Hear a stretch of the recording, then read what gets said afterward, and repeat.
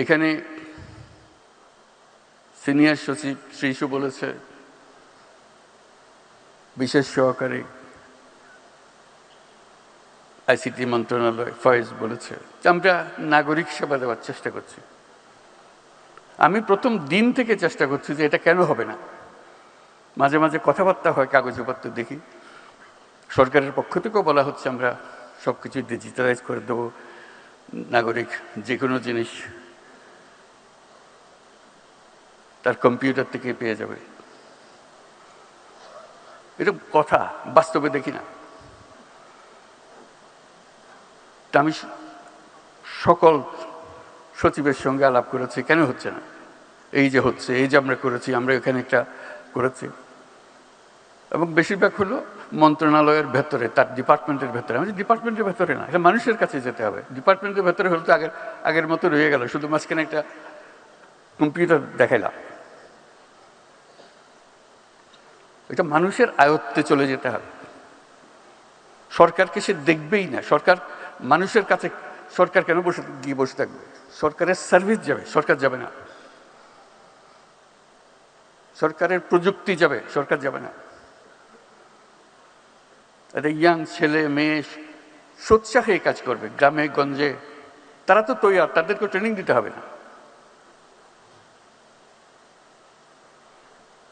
ফয়েজও বলেছে, শিশু বলেছে, আমরা করেছি, আমরা মেনে নিচ্ছি, করেছি, কিন্তু আমরা দেখি নাই, আপনারাও দেখেন নাই হয়তো।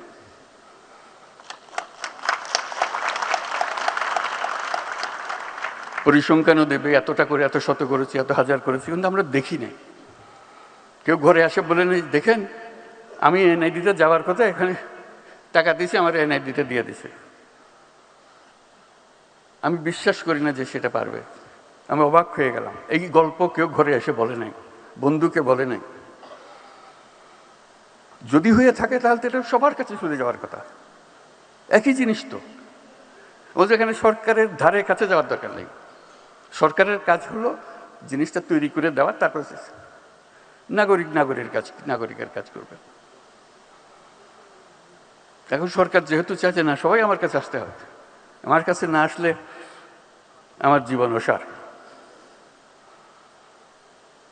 সেখানে এটা শক্তি, তথ্য প্রযুক্তির শক্তি। আজকে যে প্রতিনিয়ত আমরা বলে যাচ্ছি দুর্নীতি দুর্নীতি দুর্নীতি, একমাত্র কারণ হলো নাগরিককে সরকারের কাছে আসতে হয়। আসতে না হলে দুর্নীতি হওয়ার সুযোগ নেই। হবে, তারা আরো অন্য টেকনিক বার করবে, বিপক্ষী অন্য টেকনিক বার করবে, কিন্তু এই টেকনিকে হবে না, নতুন টেকনিক লাগবে। সেটার জন্য প্রতিষেধক বার করতে হবে। কাজেই যত প্রযুক্তি আমরা বলি, যত আশ্বাস দিই, সেটা বাস্তবে আসতে হবে।